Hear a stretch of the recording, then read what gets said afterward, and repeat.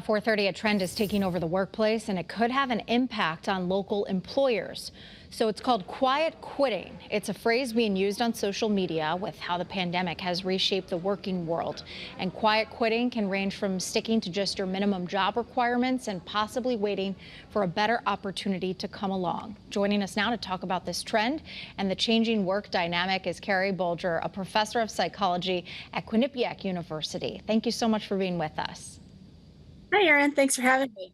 So new data has showed that employee engagement is down, and we've talked about this a lot. The pandemic has led to a lot of changes in employees' relationship with their workplace. Why do you think that we're seeing employees feeling less engaged? I mean, of course, there's many answers to that, Erin, right? I think one of the things that might be happening is something like a reset because of the pandemic. Before the pandemic, we heard a lot about hustle and grind, right? Rise and grind culture. So maybe this is the other side of that coin where people are saying, hey, wait a minute, maybe we don't need to hustle and grind all the time. We can do what we need to do and do it well, but we don't always have to be doing extra. What do you think employers should do to try to handle this issue and make sure they're getting the most out of their employees? I think that's a great question and really important. I looked a little closer at the data that the Gallup put out. And one thing that was really interesting was that not all employees were showing lower engagement.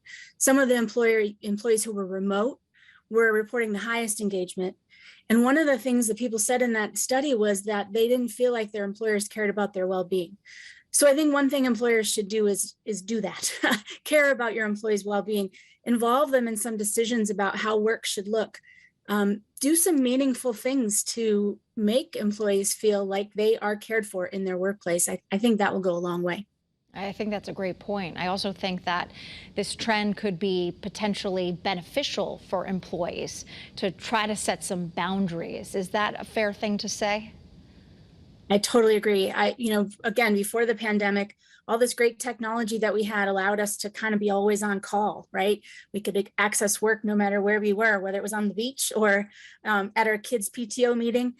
And that's helpful in some ways, but it's also harmful. And so if we can use our technology and this maybe reset to rethink some boundaries, I think that will make us happier and healthier. We've talked about the Great Resignation a lot. Now there's quiet quitting. Do you believe these two trends are here to stay, or is it something that will dissipate after some time? Quiet quitting is kind of a cool new name. It's alliterative, right?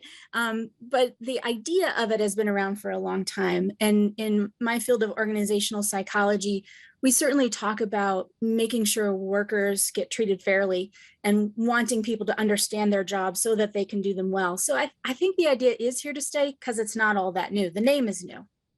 Absolutely. Very, very interesting. Carrie Bulger with Quinnipiac University. Thank you so much for being with us this afternoon. Real pleasure. Thanks, Erin.